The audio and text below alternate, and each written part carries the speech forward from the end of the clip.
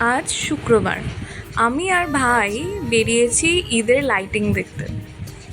আমাদের এদিকে ঈদেতে এত দারুণ করে লাইট দিয়ে সাজানো হয় রাস্তাগুলো, আমার কোনো ধারণা ছিল না, কারণ আগে আমি কখনো দেখিনি।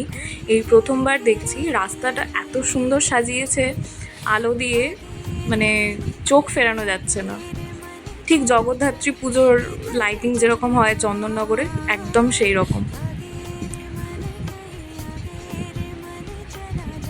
এই রাস্তাতেই অন্তত 3টে মেলা হচ্ছে বড় বড়।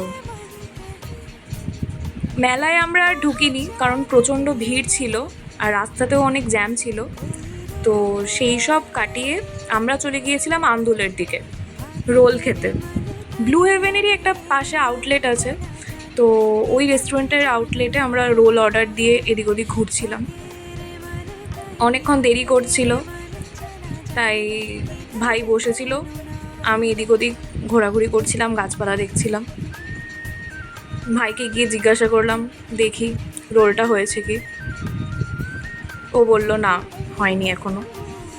তারপর আমাদের ডাক পড়তে আমরা রোলটা নিয়ে চলে এলাম। ওখানেই বসে খেয়ে দিয়ে ভাবছিলাম এরপর কোথায় যাওয়া যায়।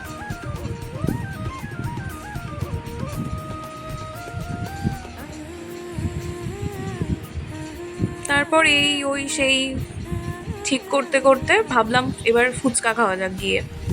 কোথায় খাবো, সব দোকানেই আজকে বেশ ভিড় ফুচকার দোকানগুলোতে। আমরা গিয়েছিলাম মৌরিগ্রামে ব্রিজের তলায়। ওখানে যে ফুচকা কাকু দারুণ ফুচকা বানায়। আমি তো রোল খেয়ে ফুচকা খেতেই পারিনি, যাই হোক ও খেলো। তারপর পেমেন্ট করে এরপর ভাবছিলাম একটা মিষ্টি মিষ্টি কিছু খাওয়া যাক। তোকে জিজ্ঞাসা করছিলাম কি খাবি, ও বলছে তুই কি খাবি, তো ডিসাইড করতে পারছিলাম না। তারপর ঠান্ডা ঠান্ডা মাজার অর্ডার দিলাম। দুজনে দুটো মাজা নিয়ে মৌরিগ্রামের ব্রিজের নিচের রাস্তায় হাঁটতে বেরোলাম। এখানে সবজি, মাছ, মুদিখানার দোকান, রেস্টুরেন্ট সবই আছে, টুকটাক সব কিছুই পাওয়া যায়।